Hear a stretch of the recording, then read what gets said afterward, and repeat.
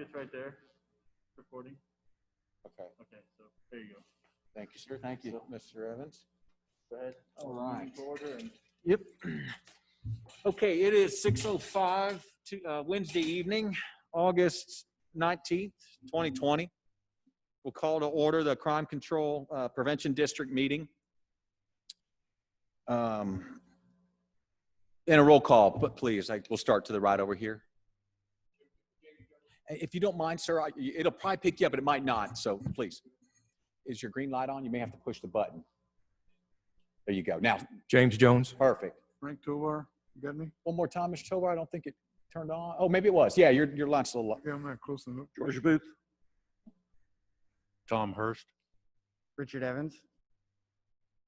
Mark Ingram. Very good. And we have a quorum. We're required to have 4 of our 7, and we've exceeded that, so we can have this meeting. First off, congratulations to the new members, the ones that were recently appointed. And welcome back some of the previous members. Mr. Hurst, so glad to have you back, sir. And to the current sitting members, you're welcome as well. You have another year on your terms, and I believe, Mr. Evans, your term will expire as you're filling the remaining term for Mr. Cross.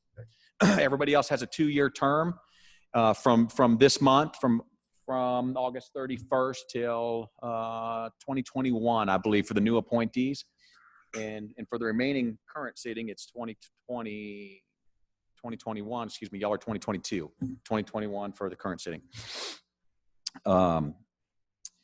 First off, we've got revenue. Well, so approval of the February 26th minutes. I don't have those available, not to any fault of our own. We're just without a sitting city secretary right now.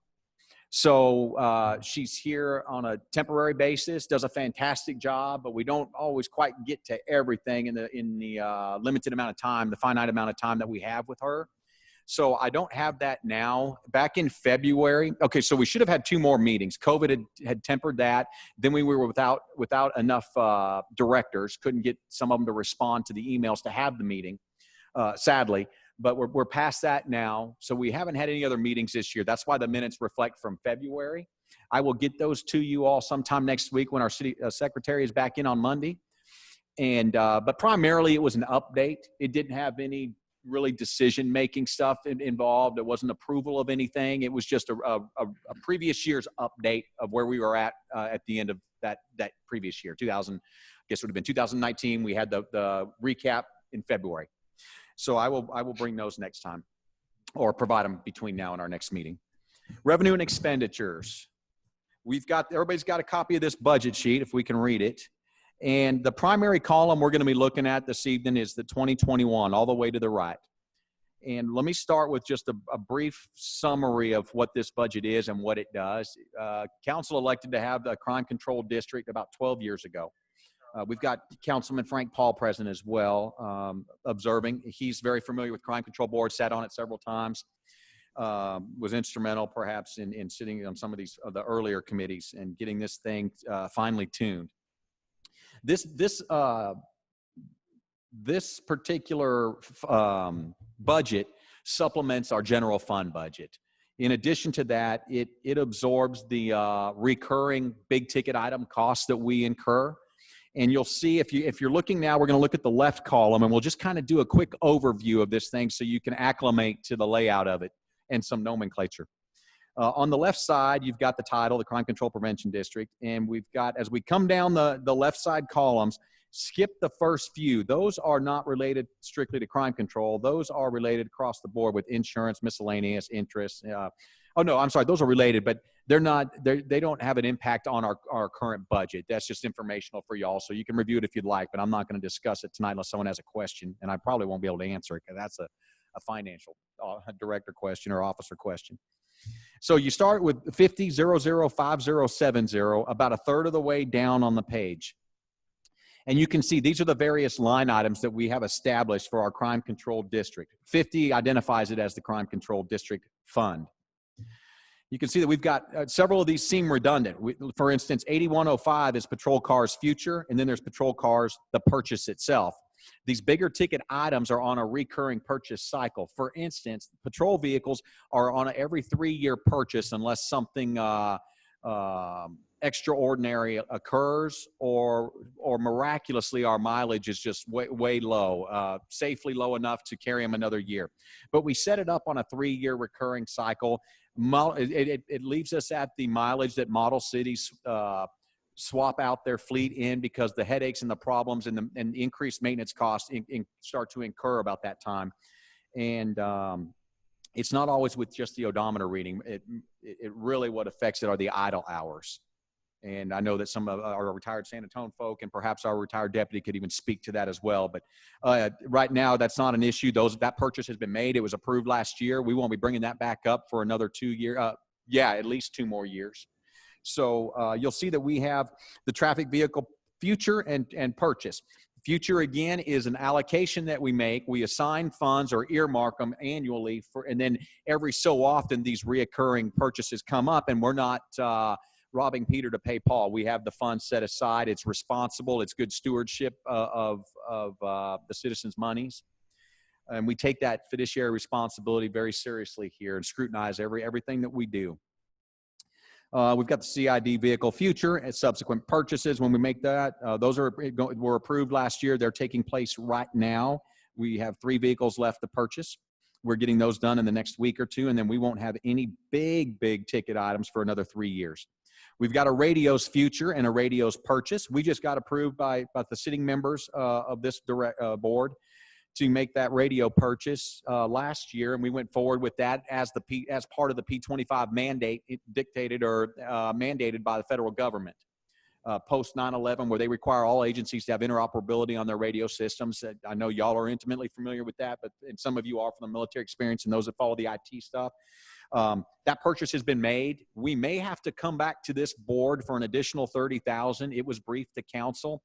That is because as a result of the protests, San Antonio and other large agencies around the country discovered that some of the agitators were monitoring their radios because they're not encrypted, and were able to maneuver and outmaneuver the law enforcement as they tried to get into positions to prevent some of the vandalism and violence. So because of that intelligence, San Antonio elected to encrypt every channel, Mr. Jones. So we are forced to encrypt as well. We had only encrypted a few select channels, which was part of the agreement pre-demonstration stuff. It was new lessons learned, and that's why we're at where we're at. And I can come back to that, but we'll have to encrypt ours or not have that interoperability that's demanded or mandated by that P25 initiative.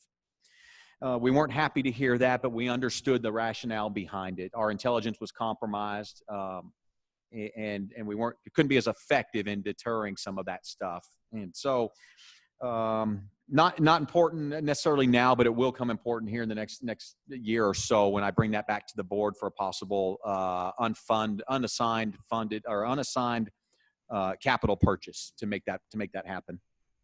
You can see that we've got software upgrades, video equipment. That's a future with the video equipment purchase subsequent line item. That's one of them you set aside, the other one you pay from it, if that makes sense. It's truly an accounting measure. We used to not have that till Ms. Fegans got here and said, no, we're not doing it right. You need to have this both ways. So that purchase, I want to say we just made it. And yes, we did. We just made that purchase with our new fleet. It usually is every 5 years, and it just happened to coincide with this fleet purchase. And I'll show you why there's that. And if you follow all the way to the right, for example, you'll see there's 12.5 that's projected and ending and then projected in that line item. Well, its ending balance is 12.5 because that's what we set aside every year. And it's projected for 2021 will be 12.5, meaning in 2022, we will have 25,000 set aside towards that next purchase, which will make 3 years after that when we have closer to 50,000 in it. Is that tracking for everybody, the logic behind that? It softens. Okay, good. But can you clarify exactly what the video equipment is and what it's for? Sure. And can I finish, Mark, the line items real quick, and I'll come back to that question if you don't mind. I think it'll just allow us to, and I appreciate the question, and I can certainly do that. I think if we finish this, we can come back and take those questions, and it'll allow us to not have to stop and start on the summary of the budget, or at least the the layout, just getting a feel for this thing. So coming back to the video equipment purchase and what that's for, the next one's mobile data computers. Those are the computers in our vehicles. You can see a future and then a purchase. Those are coming up, looks like in a couple of years, maybe next year. Equipment, fuel, and maintenance. Again, a supplemental line item for when our general fund gets exhausted. Personnel, we don't have anything in that, so I don't know what that one does. I'd have to ask Laura. I don't know that we've ever used that since I've been here. Admin support, nominal. It's for various miscellaneous stuff. IT support, that's an expense that has gone up quite a bit as we progressed technologically speaking. There are new requirements from the state. So this supplements the general fund budget as well. CID training, police training, dispatch training, community programs, and software support. It's a pretty simple budget on its surface. It's laid out about as efficient as it can be. And now I'll gladly field questions, beginning with Mr. Ingram's question on the video equipment. That is to replace when our video equipment in our patrol units becomes somewhat obsolete or problematic.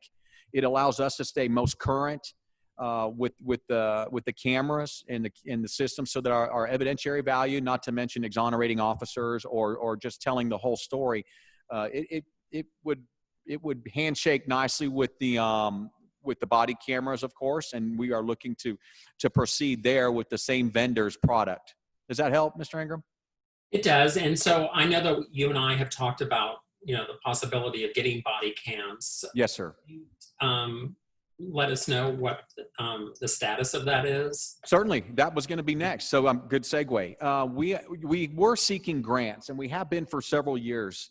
We're not opposed to them one bit. I want you to know that. In fact, I've championed them from the beginning. However, there was a time up and through really up and through May where big agencies were tabling them because of the uncertainty surrounding the open records requests. What was legal, what wasn't, what would be sent, what would be redacted, what wasn't. So a lot of agencies were uncertain about what to do, and we were following the trends to see where that would go. I think that as Mr. Ingram has agreed and mentioned to myself that and some council members, that it's time to just move forward with that and just redact as we know what we should be redacting, and be cautious with the other stuff. But we certainly need to have our officers outfitted in those. We've estimated that cost to be about $70,000, give or take. I'm waiting on a little more information to come in, Mr. Ingram, on how much storage that provides us, sir, and then we'll be more prepared to come to you all and see about making that capital purchase so that we can have that that safeguard, if you will, or tool. Yeah, and I just would just like to mention that the body cams are not just about protecting the person who may be apprehended by the police, but it also protects the police as well. Absolutely. I think I prefaced my statements with exonerating the police and then act as that mechanism to tell the whole story. So thank you, sir, for highlighting that component. Yes, sir. Chief, will we be able to determine not just how much the storage would be, but also the cost for personnel to make the copies on the request for the public information request, as well as the redaction and everything else? So that is an excellent question. As you know, we're required by law to cooperate with that. That said, open records, as it stands, occupies the lion's share of the police admin's job. You can imagine that we are a library of valuable information that people ask for myriad reasons, right? Whether it's civil defenses or civil suits that they think this might help. It has no relevance really on a criminal level or anything else, but it might help this. So we get them for all shapes and sizes. It occupies the lion's share of police admin's time. I can only imagine, Mr. Jones, where that's going to take us. And all I can tell you is we'll cross that bridge when we get to it. And it may require approval of some more overtime to make those things happen, or altogether another half-time position or something of that nature. I don't know. I know this. We're a busy suburb because we hire the right people and we're proactive for the citizens. You want us that way. If not, things start to encroach. That said, because we're busy and we're proactive and we're not shade tree officers, I wouldn't tolerate that, and I wouldn't let y'all get that service from us. You can expect that there's going to be a lot of data, and with that data comes data requests. So excellent point. I don't have a good answer. I wish I did. Other agencies have given me, but it's hard to compare because we don't really have a true sister agency to compare when it comes down to the numbers of stuff that they do compared to us. So I've got some rough idea how much of a person's time it has gone up, but really it's going to be learn and go, learn as we go. Yeah, but not just, I mean, the cost is not going to be the time for the personnel. And I have a funny feeling, it's just my gut feeling that it's going to be more than what we think it is. Once Agreed. they find out that we have dash cam and body cam, Agreed. that there's going to be more videos requested, you know, and thus it's going to be more of an outlay of materials, you know, so CDs or whatever the case may be. So I just want to kind of Absolutely. make No, sure and that- there will, and we buy those in bulk anyway, but we'll go through more. We'll be buying more in bulk. Fortunately, that's a fairly nominal cost compared to salary, but it is a cost. Further, oftentimes we're requested, as Mr. Booth did last year, requested all of our maintenance records for our vehicles. That was 500 page printed. There's costs. I mean, so to your point, yeah, agreed, sir. It's hard to project and forecast because we don't have that comparison city. I have an idea, ballpark stuff, but we try to find other ways to be efficient and maybe free up time. So we won't really know till we get there. But you make excellent points.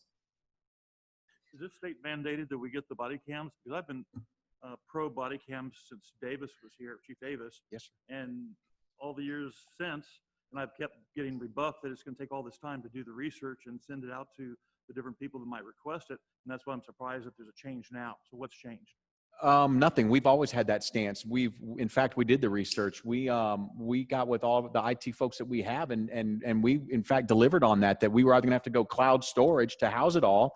And at the time, there was still uncertainty on what could be released. So we elected to kind of wait in there, but we've always been for them. We've never been against them, Mr. Booth. Well, I think it was about the research time was the complaint, what I recall, that it was going to take a lot of time to research this and give it to all the different people that have tickets that may want to, protest this. Oh, yeah, you're speaking to exactly Mr. Jones's point and mine.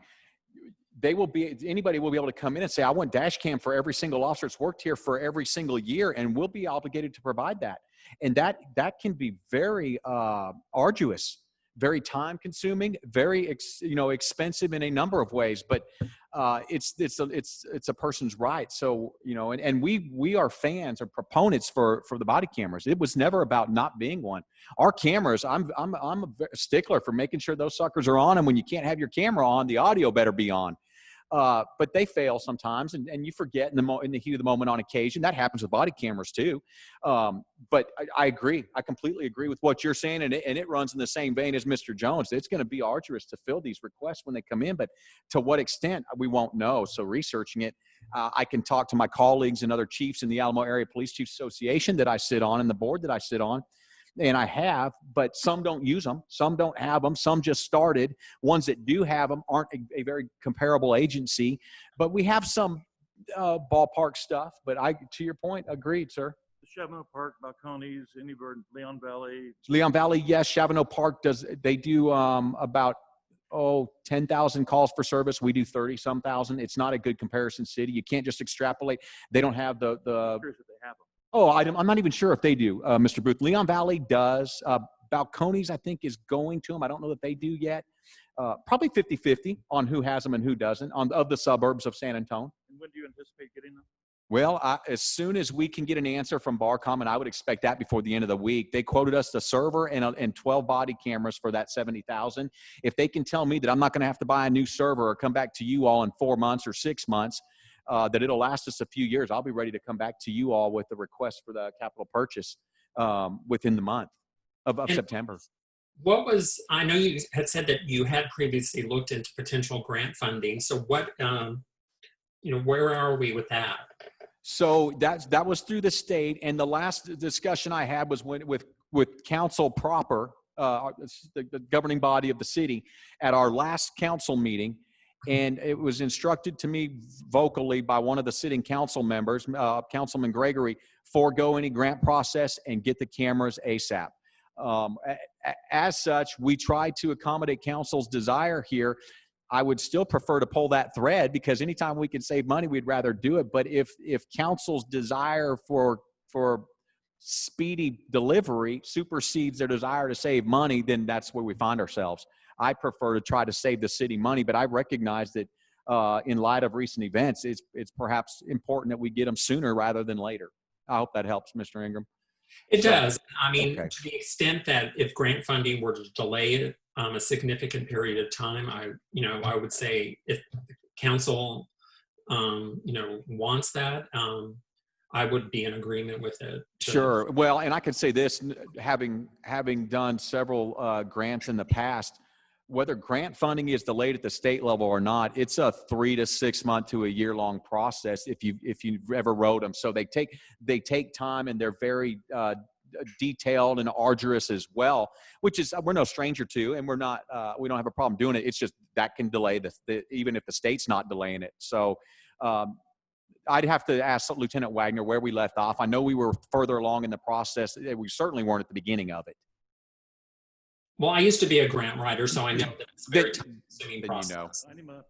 Yeah. Okay. You get the job, sir. I said I used to be one. There you go. Former. Okay. So, yes, sir. I mean, Sure. forgive me. What's the who's the manufacturer of the dash cam that we currently have right now? Our dash cam is WatchGuard, and I want to tell you, we got a committee together about 5 years ago when I've been here 7. The first 2 years we had Digital Ally. When it worked, and I'm not being sarcastic, folks, when it worked, it was a rarity. When we had working car video, it was a true rarity. We made it a priority then, myself and my predecessor, Chief Davis, to get a new product. We put a committee together. We studied several products, and WatchGuard rose to the top every time.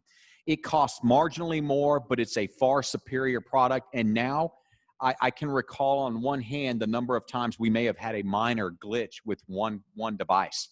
Never is it the whole thing down. So it's a great product, Mr. Jones. I don't know that San Antonio, used them, but it's a great product. We've never been disappointed. We're on our second iteration of car cameras with them. And the DA's been real happy with the product. When we were using the cloud, we participate in their clouds. It's not body camera cloud storage. It's a small piece of cloud storage so that we can put cases there for the DA's office to grab. And they're very pleased with the product. So we'd rather not shift gears on it, but I would entertain, because we just bought the current car cameras, I wouldn't want to go out and if you keep the same suite, they play nicely together. If you get somebody else's proprietary stuff, see with WatchGuard, if you get the body cameras, it's going to show your body camera view inside your car view if you want it to. It's going to do some dynamic stuff. If we go outside to a different proprietor, we lose a lot of functionality there. Now, I don't like to pay more for stuff, but I'm of the position that if we pay marginally more and it's a far superior, longer lasting product, it's worth the city, and it's good decision to do. But I would entertain anybody's recommendation on stuff to look at, sir, as you know, and through our conversations. Let me just say, just because SAPD might have something doesn't mean it's the best. I mean, so don't think for 1 second that just because I might have a little experience with SAPD that I'm going to make these suggestions.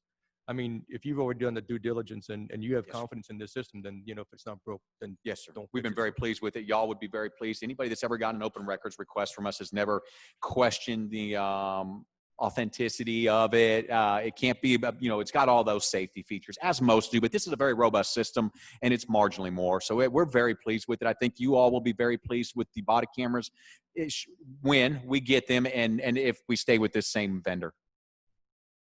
One more question, sir, regarding the traffic vehicle. Is that, and just to make sure, is that the license plate reader? No, sir. So that is on a patrol unit, but we do have a license plate reader that will be coming up. It's on its 6th year now. We utilize a LSAG brand, and you're probably familiar with that because your HIDA reps from San Antonio, that's what HIDA uses, the task force guys. And they do so because of the data collected at the border. Drug runners. It's the DEA. HIDA is the part of the DEA, the High Intensity Drug Trafficking Agency. And so we prefer to have that data. Furthermore, this particular product is not shared with civilians. Vigilant is. Now, Vigilant is a unique product in that the tow truck drivers, you get all their information, but there's always, it's in the news a lot because there's always that concern of a security threat where what if they get the police's information? And when you read about the folks that feel violated by it, that's really the lion's share of their argument is that Vigilante shares it with, doesn't share it with it, but they house it on the same server. And as such, there is a inherent risk that it could be compromised. Now, we get the best of both worlds. We use LSAG. It's a cheaper product, but it's the better of the two. It's what the government uses. And when we need to run, if we want to exhaust another resource, I run over here to Constable Vodovich's office, and I use their Vigilant license plate reader. So we get all that civilian data that the tow truck drivers are using for repos and things, as you know. But we use the much more secure and much more, I guess I'd say civilian to sensitive concerns, I guess, if that makes sense. Well, so we only have one vehicle that does traffic Well, enforcement? Or no, sir. We have, so the traffic unit we're talking about is our true dedicated traffic step vehicle. It's a select, if you're familiar with the STEP program, that is a selective traffic enforcement program. It's an unmarked car that goes out and just enforces our hot spots, the egregious violators, moving violation stuff. We're not looking usually for this other, non-moving stuff. The license plate reader is on a patrol unit because that car goes out every day. And for all shifts. The license plate reader is driven by usually the corporals, and it goes out 24/7, 5 days a week, and then rests on 2. A lot of driving, but that's how all of our cars go. But the traffic unit may only go out 2 hours a day, 6 hours a day, 4 hours a day. So we don't rig that one with the license plate reader because of the lack of, I don't want to say lack of use. It gets used. It doesn't get used to the same level that the patrol units get used. do the other patrol vehicles have radar units and everything else? They all have radars and all that, but only one has the license plate reader. Okay, so what's so special about this traffic vehicle versus the other patrol vehicles if they all have pretty much the same equipment in them? Why is this one special? It's specialized? subdued. It's the unmarked. It's the one that you would see San Antonio traffic units using. It's the unmarked Tahoe in the Right. back that blends better when it's running up and down the roadways, up and down military or what have you. That's all. So the patrol cars are only for dispatch type calls? Yes, sir. and Calls for traffic? yes, sir. Okay. Exactly. And was that the reason why you separated the two? Primarily, and one we can keep the traffic unit longer. It's on a 6-year purchase. We don't rotate it out with the other 3 because it Okay. gains less mileage. If that's where you're going, it stays in our fleet longer. And so we just dedicated that line item to it to separate those purchases primarily. If that help? Yes. Thank you. Okay, you bet. That's what this is for. So please, if you have any questions, Did we spend any more money getting the vehicles because of the delay from Ford and problems we were well, having? we had delay from the governing body at the time.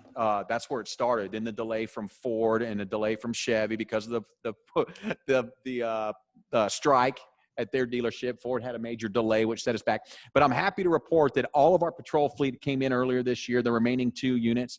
So we are fully equipped on patrol. We're good to go for the next 2.5, now that it's been about 2.5 years, since it's been about 6 months to a year late. But we are good to go there. And it was long overdue, and it was very tiring, but it's done, and we're prepared. We're moving forward. Yes, sir. Stayed in budget? Oh yeah, we stayed in budget. We had to personally drive to Dallas and do suicide runs where 4 of us would jump in a car, drive to Dallas to find an available unit, Mr. Booth, and then all of us turn around and red eye it back. And that's when you're waiting on a dealer to fill out paperwork. It's a 12, 13-hour day, which we're no strangers to, but we did that twice that I recall, and we're going to do it a 3rd time next week to make this happen and come in right at budget or just under. And that said, we're very good stewards. Again, I can't reiterate that enough. We shop out the upfitters, the equipment. We try to reuse stuff from the former fleet when we can. Of course, we don't control the car dealers that change models every 3 years so that nothing else fits in it from our previous fleet, right? Your cages are custom fit to 1 year's model. They change the slightest thing in the next year and it doesn't fit anymore.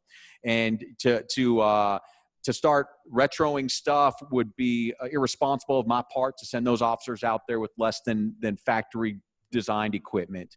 And we don't want to be in that business. Not when we have budgeted monies and we have folks of our caliber that we don't want to compromise. There was the things that didn't fit where they traded in?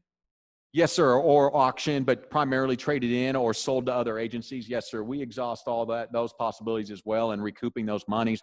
We will trade in when it suits, when it gets us the most money, and we sell at auction when that will yield us the most money to help offset the to help come in under budget. Good question too, Mr. Booth. We haven't increased this in 5 years, but you know what does increase every year? Cost of vehicles. Cost of a Tahoe costs more this year than it did last year. So we are at that point where our trade-ins got us there this year. Next year, we might be out of pocket a couple thousand more, but we may have to visit that too later in this year and start forecasting that type of stuff. And that falls on you folks as the directors to help us do that and make that, I'll make a recommendation and you all to scrutinize it and see if it's the right thing to do. But this has been a static budget. We haven't increased anything in this budget. We have shifted a few things, but it's always been an offset. We have never just flat out increased until this year, and I'm about to get to that. And it's so nominal. I think you'll be very pleased. Good. Okay. Good. Any other questions? And I could actually, that's a segue into 2021's proposal if nobody has any concerns. And Mr. Hurst, feel free to jump in. You're intimately familiar with this, so if I'm missing something, and the city manager's been sitting here, and Mr. Councilman Paul, nobody knows it better than you, sir, perhaps. So.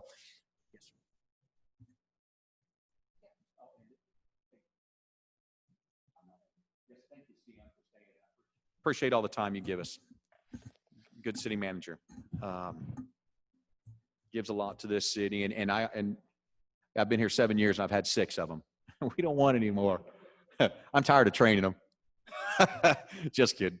That said, 2021's budget is about identical. We're expecting about 275 in revenue. That's what's projected. That's up from about the average of 250, 240 from years past. And a lot of that has to do with e-commerce and some things that we're fortunate to have as business owners in our city. And we certainly we weren't as hit as hard as other cities were for COVID, although we got hit. But that said, we're projected at 275. I think our budget is coming in at approximately, as I look at this, let me acclimate myself to it. It's usually right around 247, Mr. Hurst, and I don't see that outright on there, and I think it's the way that she does accounting now. So let me kind of reverse engineer this thing. Our expenditures will usually come in around 247, and I'm looking and doing the math because she aggregated the unassigned, and we don't usually count that. That's at the bottom. I'm looking at the bottom, everybody, where you see ending committed fund balance and assigned. This is just a breakdown of so right there, if you look at those items below the bolded unassigned, those are all of our recurring big ticket item ones that we talked about earlier. And then at the top is our unassigned. And you can see our projected for 2021 that will not get used is projected at 142. Now that's where I would come back to you all and ask if we could make that body cam purchase out of there.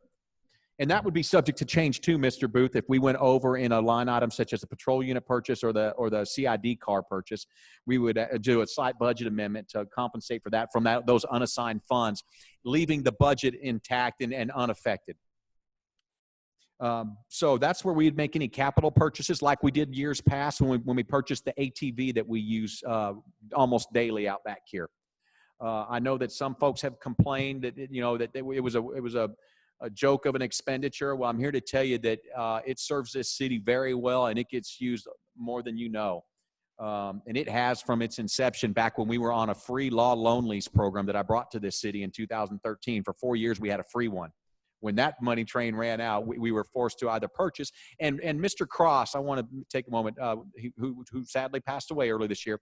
He was instrumental in championing that. He recognized the use for it, the need for it. It's not only used for our events and stuff, but we use it to traverse the alleyways, to traverse the green belts, to round up the transient camps. And I could tell you a great story on that, how I went out and rounded up one day on the Boy Scout Park. Mind you, my son's an Eagle Scout right now, Grant, getting his Eagle Scout, and I'm very proud of that. But I tell you that to say that we camp at that park back when he was younger Scout, and that was part of his Cub Scout requirements.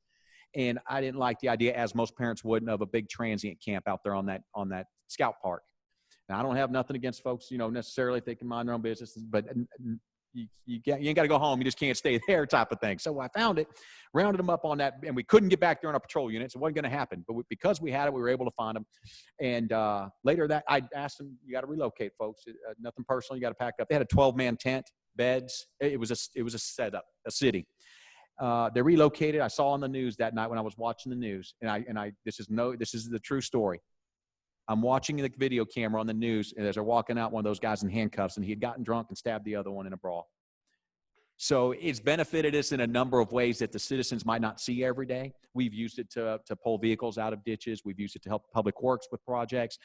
It gets used. It was a good purchase. We got some feedback on it, negative, but I'm here to tell you we don't spend money that way. We scrutinize everything we do. I say all that to say that's where those capital purchases would come out of, is that unassigned fund balance. It doesn't always hover at that amount. We try to maintain the same, give or take, in that line item as we do in the city budget. The general fund budget maintains about 6 months of what I call reserves. I don't think that's the technical term, but it's a rainy day fund, I think is what the state calls it. Councilman, does that sound correct? Reserve, okay. Reserve summarizes it good enough. We try to mirror that budget, and we feel that most experts recommend 4 months of reserves. We maintain about 6 months, and that's usually where we stay. And if you all or we can come up with something that it would be benefit this department or this city or these y'all citizens, that's where those capital purchases would come out of that aren't accounted for. Any questions there? I don't want to keep anybody any longer. I'll stay here as long as you all want until you're satisfied that you're happy with this budget. But that is it in its entirety. We will project to spend about 250. Oh, the increase. I'm sorry. Let's look at real quick. Look at police training 9022. It's halfway down on your page, maybe just slightly over. If you look at 50009022 on the left, you'll see the line item titled police training. Everybody kind of see that? If you follow it all the way over, in 2020, we had $2,000 in there. In 2021, we're raising that to $5,000 for a net increase of $3,000 to this static budget. That was in large part because we decreased our training line item in general fund to help mitigate the COVID decrease in revenues. So that is the only increase you'll see in this budget. It's the first increase in 7 years that I'm aware of. And it leaves us far short from the projected revenues. Can you repeat that again as far as, okay, there was a change in the police training because of the COVID? Well, not so much because of COVID, but we were tasked, as we should have been, with where we could save monies going into next year in case we don't fully rebound from it and it lingers. You know, because our revenues were down from COVID, you know, when all the businesses were closed. Upwards of 80% of our businesses were non-essential, and they were all shut down during COVID. Or at least during those governor's orders, as you can imagine. And we were diligent in ensuring that although we were sympathetic for the business owners and understood their concern, further, we increased our patrol to make sure those business owners weren't concerned about their stuff getting pillaged like other cities had happen because they sent people home instead of, we increased a few officers during peak times that we felt were important to cover those business owners' businesses while they were forced closed. So with those closed, we weren't hit as bad as many cities because we have a large e-commerce dynamic, but we felt the pinch there in the general fund revenues. Right, but and you have to forgive me here. So what we're doing is we are supplementing a loss to the city general fund. Am I off base? No, sir, we are. That's exactly what it did. And we wouldn't normally have gone there, except our projected revenues are much higher than they've been in years past. So we had that room in crime control. And we had a training budget there anyway, and it seemed fitting that that's where, if we could save the general fund, we had dedicated funds that would cover, we could utilize for the same purpose and not take away, as you know, the importance of training for our officers. So we don't lose any of the opportunities that we have for our officers to train. We just shifted where it came out of to help offset the lack of revenues in the general fund for this year, you know, and what they're, you know, in case we don't come out of it for next year. Chief, I've got a concern. I mean, this is just me. I've got a concern where the city council or the general fund starts looking toward That is a concern. the CCPD for, gee, we're a little short here, so let's just take it from this fund and. Agreed, sir. And I don't like that precedence was set. I made that very clear, Mr. Jones. I think you'd be, This has already been voted on? well, no, sir, it has not. I think it's a place where in this instance we can, but I wish the city manager was still here to express to you that we made it very clear to council that that was a one-off, that the next year we'd like to see that increased. And with the current council that we have, we feel very confident that will go back that way. Now, if we were in another time or place, I would have thought that, last year at this time, I would have taken your stance a lot stronger in that when you do that, you usually don't get it back. And Chief, but who allowed this to occur? If it wasn't the committee here, who allowed this increase? oh, it's not approved yet. That's up to you all. It's a 3,000. Yeah, this is y'all's call tonight.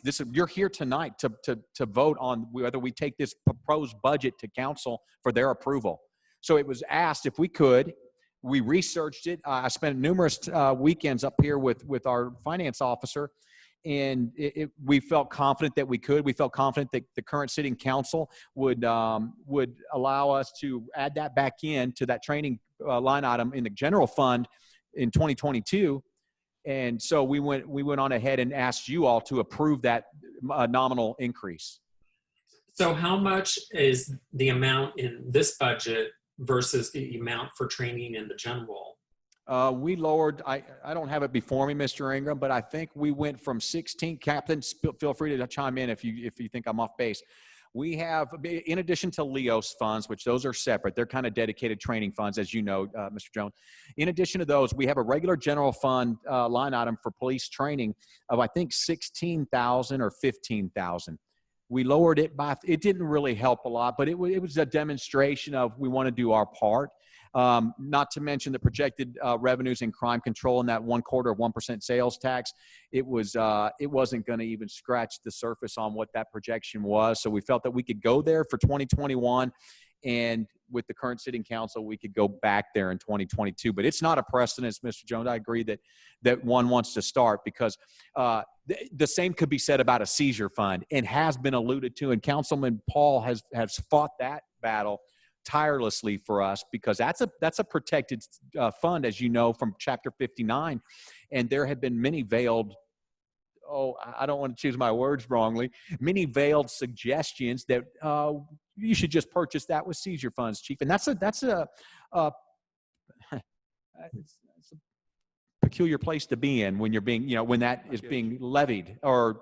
So do me a favor, just make sure that I got it straight in my mind because I feel uncomfortable with us supplementing the general fund.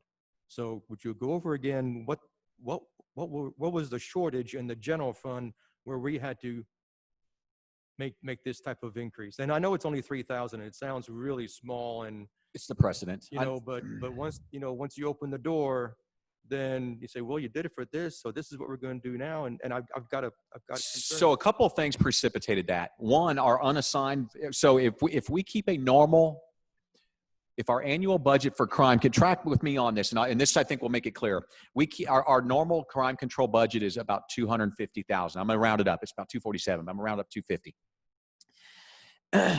If you did 6 months of that, what would you have? 125. Not a trick question. That's what would be ideally kept in your reserve funds.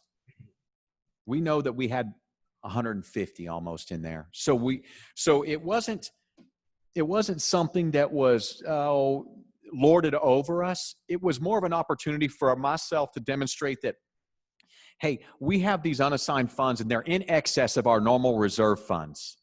We could, for this year, we could go there if need be. I want to at some point increase training because training costs have gone up, especially with COVID issues and trying to train in COVID issues.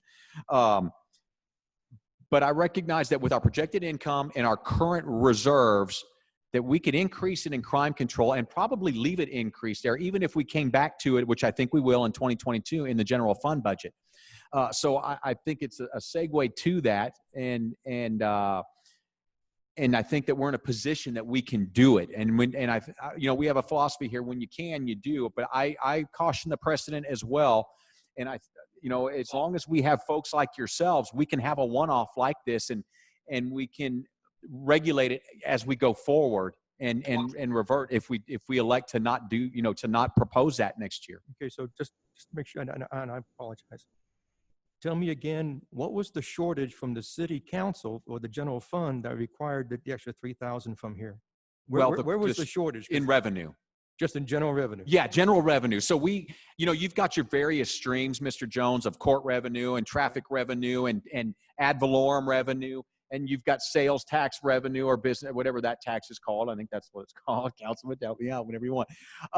So, and then you just say, here's your revenue. These buckets right here compose your revenue. Well, this 2019 saw us with more protests for taxes than ever before. Ad valorem was down. There was statutory legislation that was put in place that restricted the ability for a city, municipal government, to increase their tax rate above certain levels, and there was a lot of nuances there. So there was a multitude of things, a myriad of things that left the city, I wouldn't say short, but wanting to be good stewards of the citizens' money and make some minor cuts where we could. I can tell you that of a $2.4 million budget, I think we lowered ours by $7,000. One was in training, and the other one was in equipment, which we have a line item in equipment that I didn't increase because we didn't exhaust it last year. So I felt that that would carry. But the training is an area, and I know that this won't fall on deaf ears. In our current climate, it's screaming, train the police with more stuff. We have been screaming that from the beginning of time. We bring in here at our agency, shoot, don't shoot simulators. We exhaust every training avenue you can imagine for a small agency, and I think you'd all be very impressed. We invite council to come. I believe Councilman Paul has sat in. I think that Councilman McCormick came in and participated once. That's a long way of saying we value our training budget. I share your concern and your caution. I think that the projected revenues, that this will be the sustained, that we can leave that training there and increase the training in the general fund when we have some windfalls going into next year. That's all. I mean, unless Councilman Paul could speak more clearly to that, that's all I can really offer, Mr. Jones. I'm going to oppose this. Or, I mean, just when we do vote, I'm going to oppose this. I just think this is setting too much of a precedent. And once we start mixing the funds, and for that matter, I mean, we might as well just go ahead and give them the entire fund. I mean, Well, can we add a proviso to the motion that we are approving the budget contingent on that this is a one-time, A one-off. Yeah. and my only concern would be the next time. In other words, the next time will be, well, we're gonna add it to the patrol vehicle fund. You know, this is just a one-time deal. Maybe I'm not paranoid, but I share your I had a strong concern. concern about, you got the general fund, and we get separate sales taxes primarily for this fund and this fund only. Yes, sir. And once you start mixing and not robbing Peter to pay Paul, but I'm just saying, once you start it, to me, I think it's a dangerous precedent, no matter how small it is. And when the time comes, I'm afraid I'm going to be a no vote on this unless that's taken out. Understood. And I'm not going to fall on a sword on this one. I would like to see a budget go forward regardless. And this is not a hang up for me. I would argue that, I will speak to you candidly afterwards on alternatives, but there are alternatives that open up the same door once they're exposed, although there's ways of, not having them exposed. I'm not saying not being transparent. I'm saying just, no one can dictate how we really spend seizure money. I have options there as well, but to your point, it's Pandora's box. I trust the council that we have, and I felt confident in it. I appreciate the apprehension, and I certainly understand it. I've been once bitten, twice shy myself. I know with 35 years, you've seen it, Mr. Tobar. No doubt you've probably seen these types of things. I don't know if it's possible, Mr. Ingram, to carry a motion that has any teeth to that effect for a council that may or may not be sitting in 2022. I think that's a good as any proposal, but I just would like to take forward a budget rather than get in the position we were in last year where we didn't go forward with the budget. We almost missed our statutory deadline on the budget. So I would like to maintain that and with y'all's approval of whatever that budget may be. So you all feel free to have some dialogue if you want, or elect to accept Mr. Jones's Well, I mean, is recommendation. anybody else on on the committee have concerns? I mean, maybe I'm way out in left field. Maybe it's just me. You're not. That's He's not. Who proposed this idea to take the money from us? Well, it wasn't viewed like that. It was actually, what could you give up? And it was not my idea, but it was asked, where can we make cuts? Every department head was asked, where can you cut? As every city across the country asked their department heads where they can cut.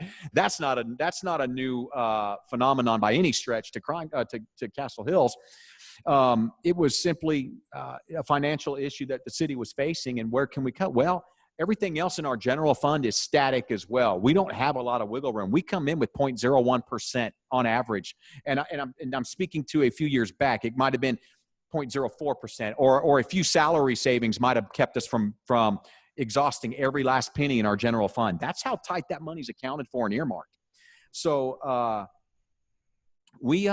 I don't know that it was ever, no one leaned on me for it, but it was just more of, well, if I got to take it from somewhere, I could supplement it with this.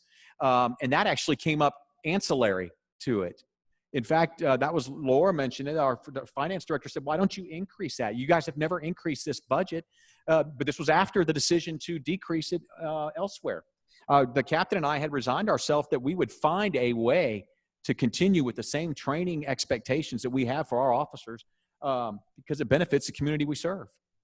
Not only the officer, but the community we serve. So I shared your concerns, Mr. Jones. well, and I don't mean to take up the whole time, but I would much rather have you, Chief, bring us something that, that didn't come from, well, we're trying to help out the general fund, that if there are true, and you can show true increases, that we're going to send these many officers to, San Marcos for their training, or whatever the case may be, and then it can be, okay, there's a valid increase. But just because the general fund and the city council couldn't make the proper cuts, I just don't think that they should be looking to us to help them out, per se. Okay. And that's just me. No, I think you're 100% right. I mean, I've been on here for 4 or 5 years now, and nobody's ever done this before. I don't think we should start now. This money set aside from the tax that we get 1/8 of 1% tax that funds CCPD. We use that money to buy all their equipment and supplies, and that's what it's meant for. It's not meant for anything else. When the fund was started, what were the guidelines for it? I mean, is it written somewhere that the fund is specifically for the purchase of equipment? No, sir. And Mr. Booth is slightly off on that. It supplements, most of that comes from our general fund. This picks up the big ticket items. The equipment line items and things supplement our general fund, but it's not off base by far. And As far as we buy the radios, big ticket we buy items. the cameras. I mean, what don't we buy? Well, but you specifically mentioned equipment, and the equipment line item on here supplements the general fund line item. I mentioned that it buys the big ticket items. Yes, sir. I'm not trying. Let me be very clear. I'm not sure the animosity that you're expressing. I don't have that. I'm not trying to project that. I'm not trying to be that leader of our agency, or get in the weeds on it. We're grateful to have this. We're grateful to have the sitting directors, this board. Further, I think, barring this argument, we don't disagree that it's a dedicated fund. It's identified in the government code, chapter 363. And there is a specific page, and I could probably find it here. I think I have it earmarked because I visit it quite often, that explicitly identifies what can and cannot be purchased, and it does not restrict increasing an item if y'all deemed it necessary. Now, I share concerns that you don't get it back in the general fund, but I have confidence in this council. Here we go. Subchapter D of chapter 363, powers and duties, and it identifies 12. Well, more than that, but it bullets. Oh wow, no, excuse me. Count 30 plus, maybe more programs that you can do. Equipment. There's really it's pretty far-reaching if you wanted it to be. Right, but not, but just there's no benefit. It doesn't go toward pay and That's right. That's right. benefits No, for no the salaries. officers and salaries and that kind of thing. But from what I understand, as far as normally, That's put it correct. that way. Normally, it's it can go toward buildings. It can go toward equipment. That's correct. Pretty much what we're looking at. Yes, sir. Pretty much what you're looking at. And so I don't have, folks, I have no grief with striking that 3,000 if that's going to keep us from taking $250,000 budget to council in time. If not, the downside is we default to last year's, and it would be that anyway, because we're about out of time. So I guess, and I understand. No fault of our own, because of the appointments that need to be made. They elected to make them in late August. We usually make them earlier. No fault of my own or anybody else's here. So I understand what you're saying, but let me ask this a little differently. Do you spend more than $2,000 on police training because some of that money also comes out of the general fund? Oh, yes. No, we almost exhaust our training, but we're, But I mean, what I'm saying is it's more than 2,000. So basically the general fund is just saying this year you're going to take more of the training dollars that you're going to use out of this police. actually, we still have 14,000 identified in the general fund, so it'll be substantially more out of the general fund. It's just that 3,000 that we gave, or I think 3,000, might be 13,000 now. We were thinking that it would be a good place to increase here. We haven't had an increase in 6 or 7 years. We'd likely leave that increase in there, even if we rebounded entirely, because training doesn't get cheaper. It costs more, and there's more of it. There's going to be federal mandates that come out that's going to demand with reform. More training. Texas is probably ahead of them, so I don't know that we'll have to play much catch up because our state is very forward thinking in that area. But we can. I have no problems. It was just I So felt guess that we could increase it my point without. is, I don't think we're giving the general fund anything. This is still funding police training. You follow me? So, I mean, I'd rather it stay where it's at, but to get a budget done, and if the chief's okay with it, if he accepts that, then No, I'm more than I- okay. then I accept it because it's still Mr. Evans. police funding. No, I'm more than okay. But Because we can still vote on the budget and just take that 3,000 out, correct? Right. oh yeah, no, 100%. So it's not a matter of, it's we got to do it tonight or whatever. Well, no. We can make the Budget's not due adjustments. until what, October? No, we have to do it tonight, or Right, but I so I'm trying to finish, sir. We have to do it tonight, or all of us have to meet again sometime this week, because we have or early next week, because there is a statutory requirement that we do this 80 days out before our fiscal year starts on January 1st. Do the math, and the clock is running, and it's near. We should have had this stuff going.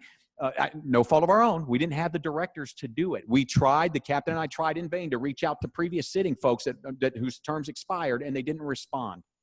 I can't control the lack of responsibility or responses from some of the directors, although our efforts, we made every effort to do so. Yes, sir. How much? Go ahead, sir. Well, I just wanted to say that two things. One, given that there is a precedent that we do use this fund for police training, because I see, for many years back that we have used these funds for police training. And if there's no explicit prohibition from using these funds for police training, and given the importance, I think, of having our force, engaged in continuing education and continuing training, I think it should be left in. Mr. Jones, I share yours. I really don't have heartache, but I would have brought, let me put it to you another way. I would have brought this forward, even if they had left our training budget alone, perhaps, because I'm confident that it's going to go back up, because I have faith in the council members that we have.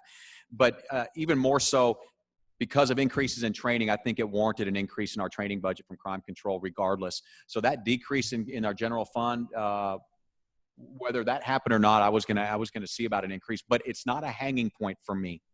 It really isn't. But I leave that to the directors. That's what y'all are for. But I don't want, this board has a lot of synergy and an ability to do a lot of good things, and I don't want to see it divided or divisive over something as nominal. But so that's all. I've seen it in the past. I'm once bitten, twice shy too. no, I said the city manager was. We all are. It was a tenuous 2 years, and we're trying to move past that. Oh no, and just to add, my only concern is, once city council or starts dipping into, well, we're going to cut here to put someplace else, and here we'll just fill it up with monies from the CCPD, and I just don't like the premise, and I know. if the city council is having a hard time getting the necessary funds for the training that then they need to make cuts elsewhere, you know, or whatever the case may be. But I just don't like dipping into the well, because once you start, then it may continue, and that's a strong concern. I shared your concern. And that's the only concern. It's very nominal. Yes, sir. 3,000 is nothing. I get that. It's a precedent, and I shared that. I will say this, regardless of what we decide tonight or tomorrow, if y'all want to meet again or Friday, I'm not opposed to that, Mr. Booth. We can meet as much as we want. It's just difficult sometimes to get everybody to participate, and we got to have 4. And we were in that debacle before because we couldn't get one approved, and it went to the 12th hour. Well, I just wanted to make just one more point that the fact, the problems that we had last year with the budget was a complete embarrassment for Castle Hills. I mean, it got coverage in the news, and we just looked completely dysfunctional. So I don't think we should hold up the vote on this. I would say this, folks, and I agree too, regardless of where y'all find yourselves. I don't know, and maybe councilman can speak to that, and this probably isn't appropriate, but I don't know, we would have most of the same city council members. I think that a caveat can be placed on it, at least in good faith, to say this is a one-off, or something of that nature. I don't know, we approve, but the caveat, like, Mr. Ingram, your mention, I've never firsthand experience with that, but I think that I hear council do stuff like that with some regularity. They add caveats. And I mean, the thing though is that we've always spent money on training from this fund. Yes, sir. So I don't see where we're setting a precedent. The precedent has already been set. Yeah, no, we always spend money from it, no doubt. And most years we don't go over it, but that's only because we partner with people like FBI LEDA, and we save a lot of money in that high-level leadership training that we get our officers by hosting here. So we get very creative in how we save it. But if that ever quit, we would exceed it. I mean, because of the other continuing education requirements, new reform stuff that we're expecting. EPIC training that, we'll speak about, down the road here in the near future, but we won't let it occupy this meeting. So I tell you in earnest that I would have asked for an increase regardless of what happened in the general fund. But I support this directorship. I support this board and its direction, and we can move forward, but I do not like the idea of delaying, and I'm glad to hear that that's not an option for most of you, at least, because that put us in a real big jam where we were looking for magnets to put on our cars because of a delayed approval from this director's a year or so ago. And no agency should be looking for magnets to put on unmarked cars so they can take a police call to come to your home. That's just not where you want us to be. It would add zeros to a liability check if you were to write one for an incident that occurred because we got into something because we weren't in a marked, making calls in an unmarked car regularly when that should be the exception to the rule. Well, I'd like to make a motion that we approve the 2021 CCPD budget minus the $3,000. I'll second that. So say aye. I'm going along with the chief. 2 ayes, and then anybody nay? Nays? Yeah. Nay. Okay, then somebody can make a motion to accept the budget as it is, and I make the motion then to approve the budget as it appears on this document. do you want to second that, Mr. Hurst? I think since he went on ahead with it. Okay, and then a vote, please. Aye. Okay, we have 4. Okay, the vote passes, and we'll go forward with that 2021 budget.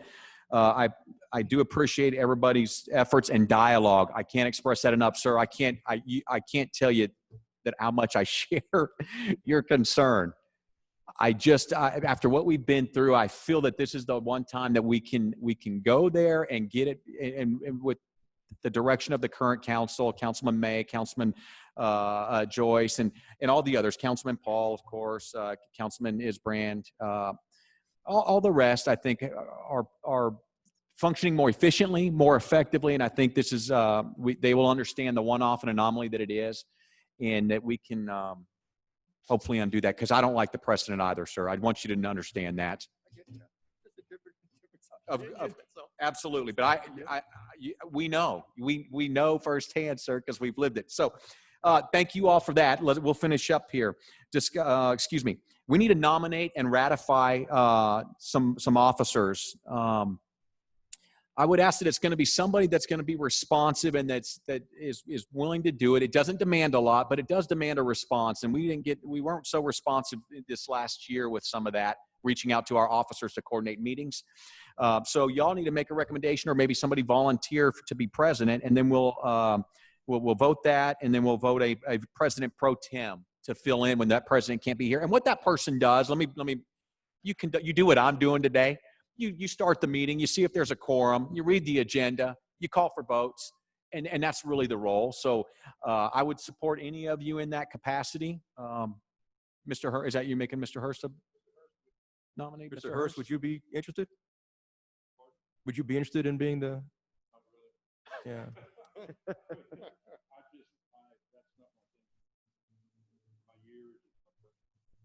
I got you. Would anybody else be interested? Mr. Jones, you've been very vocal. I can't make a nomination, but I'm just saying, we need to have somebody. So it's really not daunting. It's awkward sitting up here, but after the first meeting, you have this. This is not a big deal. Could I nominate Mr. Jones? He carries a gun still, probably, Mr. All Evans.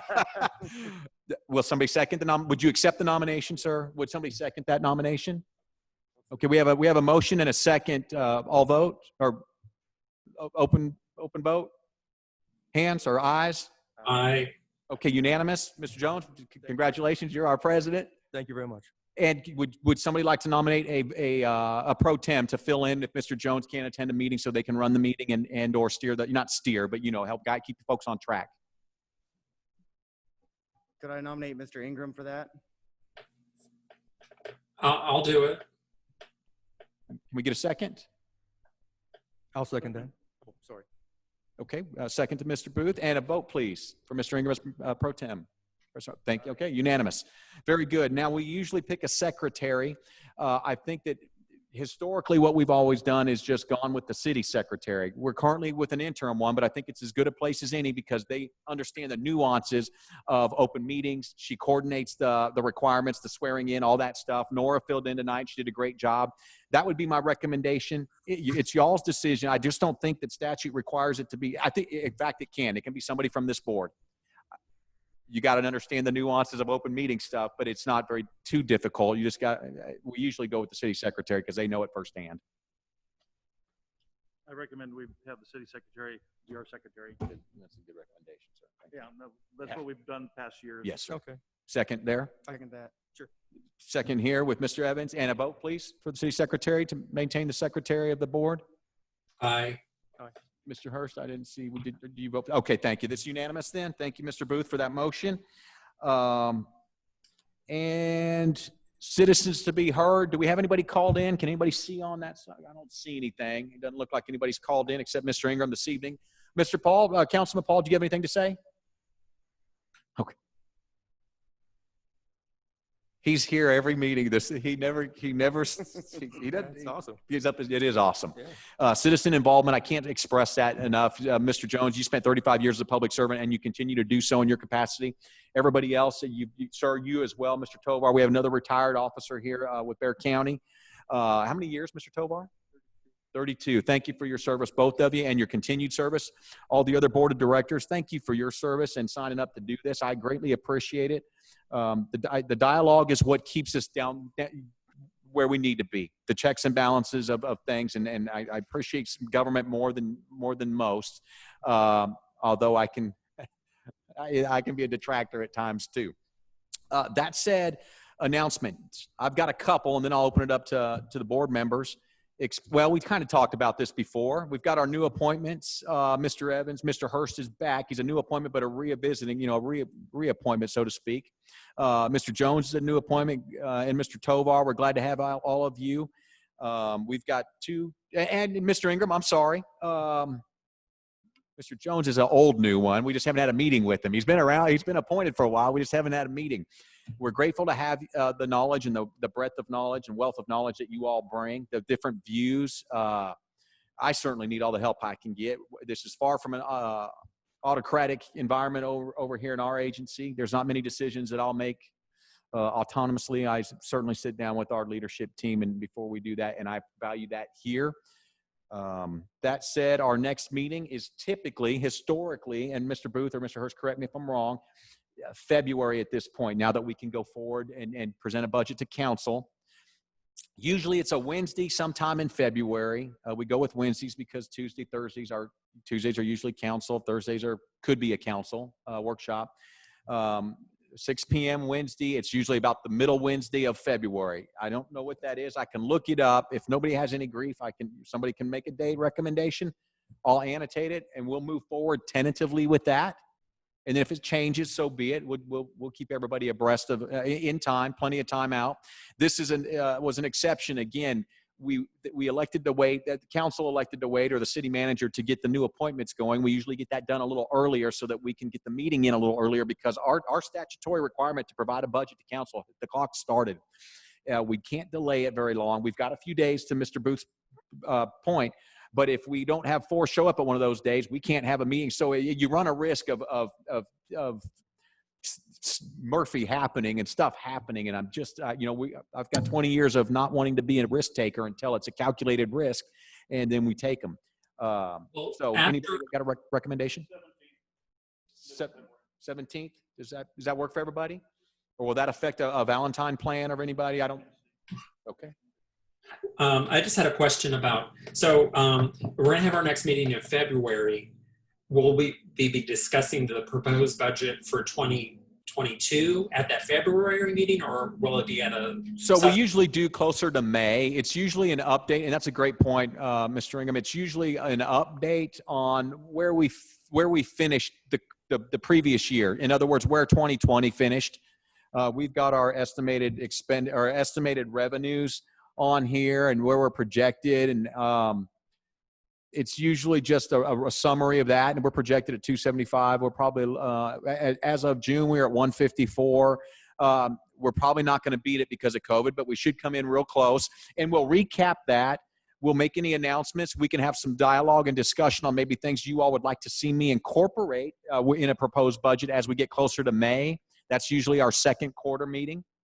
And then usually we'll have one in July or late June to gear up for a true sit down and discuss what the directors would like to see in the budget.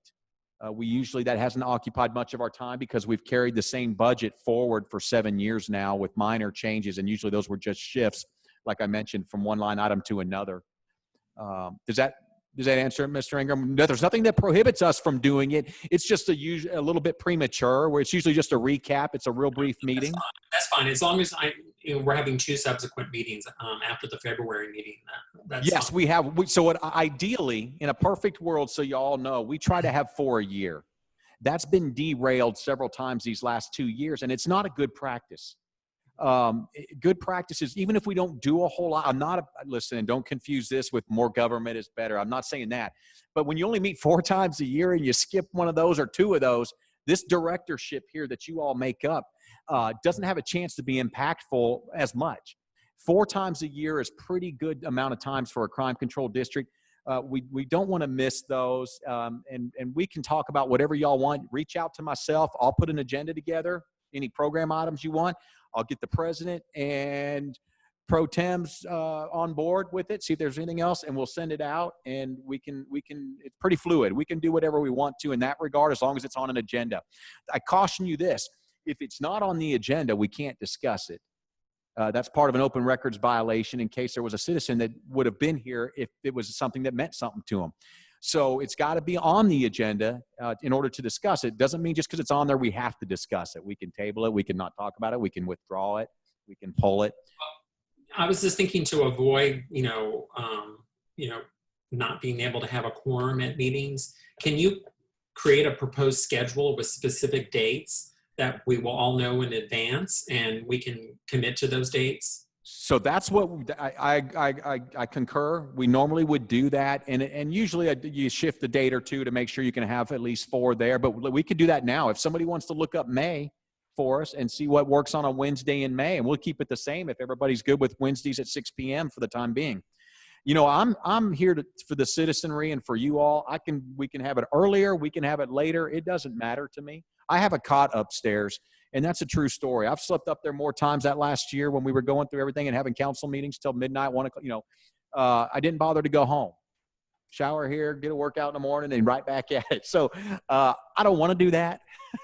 Let's be clear. But I'll stay as late as you all want to accommodate your schedules, because I value your input. I don't want someone to miss out. I know President Riley was unable to make the 5:30 meeting, so we bumped them to 6. That seemed to have worked for everybody. But if this board of directors would like to shift that time to some other time, I'm open.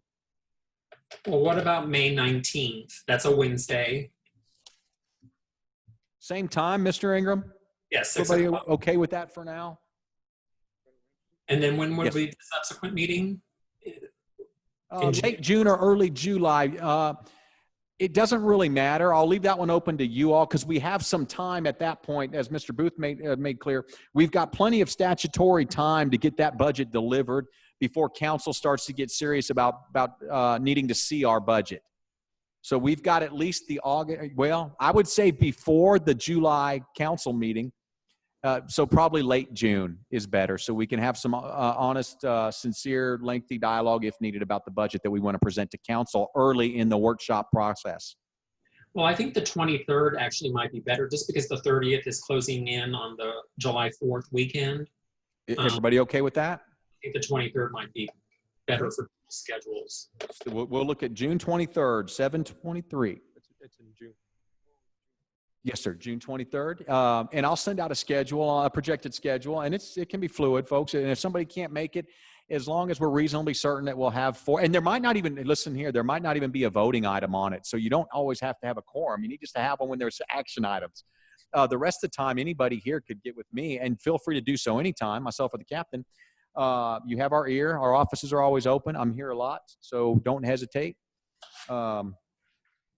I appreciate the progress that we made today, not just for passing the budget, but for getting the dates nailed down. And if the board has any other comments, Captain?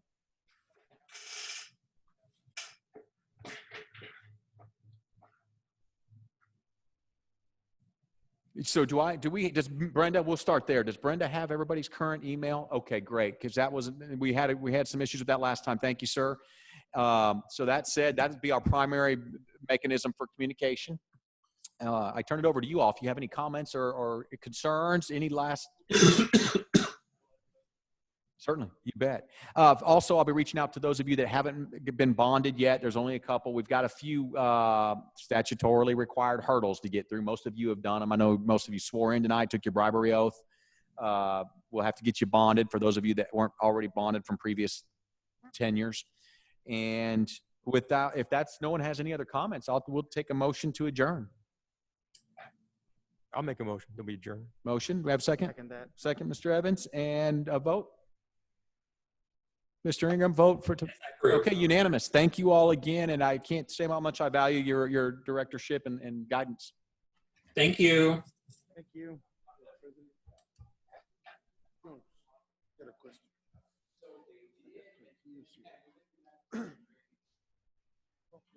This is the budget that they're talking about, right? This one right here. Yeah, and the increase that we're discussing was, it went up to 2,000. We got that from another. They wanted to increase 5,000. That's the difference between 5,000. Difference between last year's budget versus this. Understood what you said. You want to know why they went there? To me, the first thing that came to mind is I can see your concern. Yeah.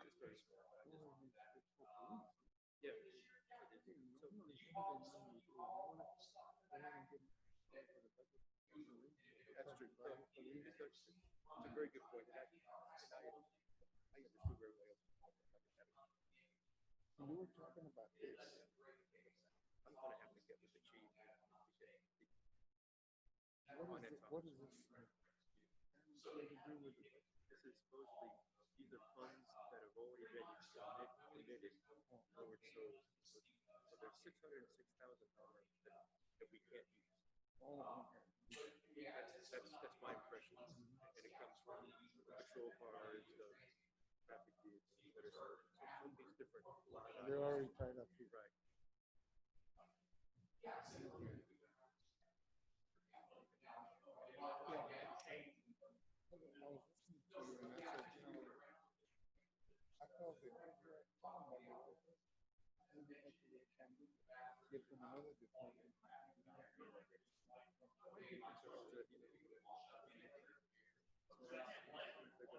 Start leaning on us to supplement the general fund.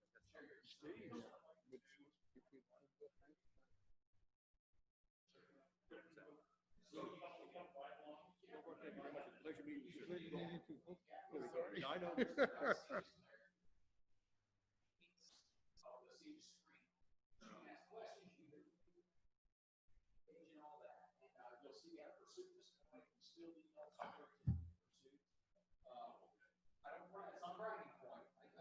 So, yeah.